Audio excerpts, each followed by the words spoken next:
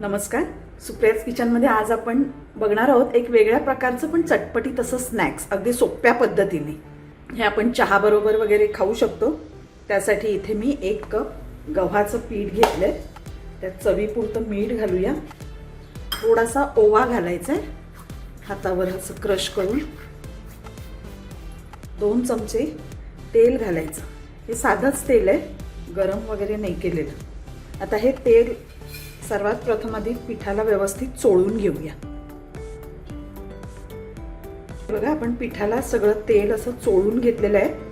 हे असं बघायचं याचा व्यवस्थित गोळा होतोय का, याचा अर्थ आपलं जे तेल आहे ते व्यवस्थित आहे पडलेलं. आता थोडंसं पाणी घालून आपल्याला असा घट्टसर गोळा मळून घ्यायचा, जसं आपण पुरीसाठी करतो.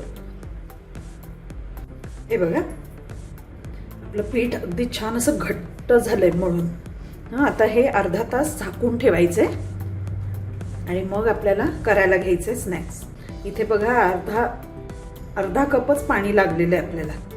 आता हे झाकून ठेवून देऊया. आता आपण एक सारण बनवून घेऊया. यासाठी इथे मी 2 उकडलेले बटाटे घेतलेत. ते आपण किसून घ्यायचे. किसून घेतले की त्यात गाठी राहत नाही.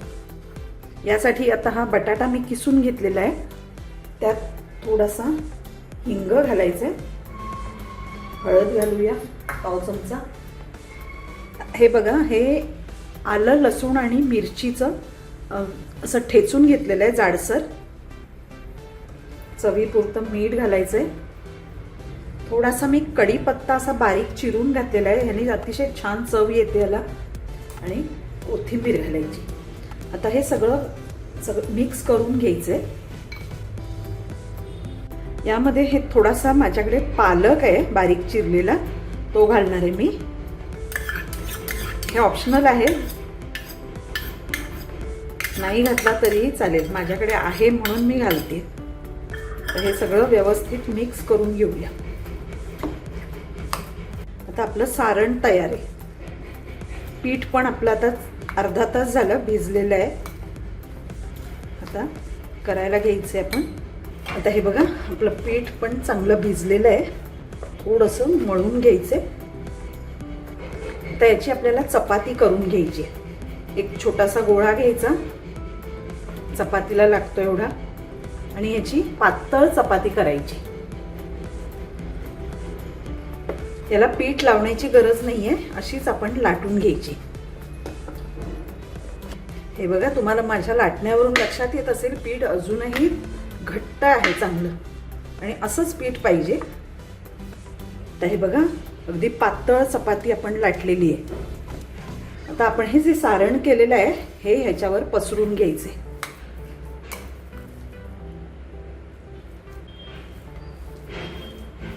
अगदी पातळ थर घ्यायचा. आता हे बघा, आपण सगळं सारण व्यवस्थित पसरून घेतलंय. आता हे दुमडायचं, असं गोल दुमडत जायचंय. अगदी व्यवस्थित असं थोडंसं दाबूनच दुमडायचंय, नाहीतर मग मध्ये गॅप राहतो.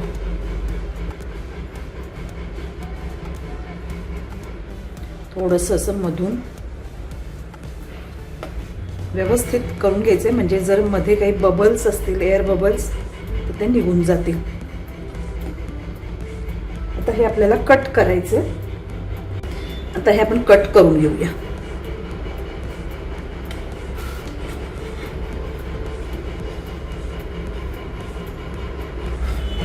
अगदी बारीक बारीक नाही करायच्या. आता हे बघा, आपण कट केलेले आहेत. आता ह्याला असं वरून दाबायचंय. एवढंच दाबायचं, याच्यापेक्षा जास्त पातळ नाही करायचं. नुसतंच हाताने दाबून घ्यायचं. हे बघा, आता हे आपण तळायला घेऊया. आता तेल तापत ठेवलेलं आहे मी. हे बघा, चांगलं तापलंय. आता एक एक सोडूया आपण ह्यामध्ये.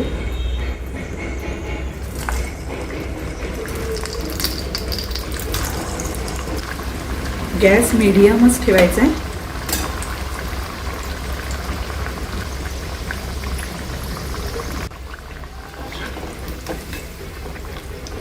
आता पलटी करायचं. चांगलं अगदी छान असं खरपूस होईपर्यंत आपल्याला चांगलं तळून घ्यायचं आहे. यासाठी आपण चपाती अगदी पातळ करायची, म्हणजे जे आतले जे लेयर्स असतात ते सुद्धा छान असे फ्राय होतात. आता दोन्ही बाजूनी छान असा रंग आला की थोडासा गॅस वाढवायचा आहे, म्हणजे ते छान असं क्रिस्पी होतील. सर्वात आधी माझी ही जर रेसिपी तुम्हाला आवडली असेल तर लाईक करा, शेअर करा आणि माझ्या चॅनलला जर तुम्ही सबस्क्राईब केलं नसेल तर सबस्क्राईब करा, म्हणजे अशा नवनवीन रेसिपीज तुम्हाला बघायला मिळतील. थोड्या इनोव्हेटिव्ह, झटपट होणारी रेसिपी आहे आणि तेवढीच टेस्टी पण आहे. आपण गव्हाच्या पिठाचा वापर केला आहे, त्यामुळे सगळ्यांसाठी ही अतिशय हेल्दी आहे.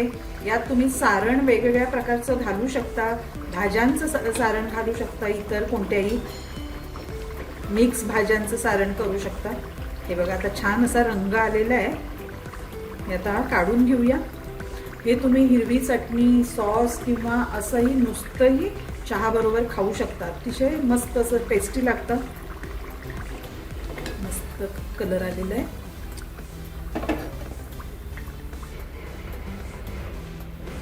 तसेच बाकीचे तळून घेऊया आपण. हे बघा आपलं चटपटीत स्नॅक्स तयार आहे. हे तुम्ही सॉस किंवा चटणी किंवा नुसतंही चहाबरोबर खाऊ शकता.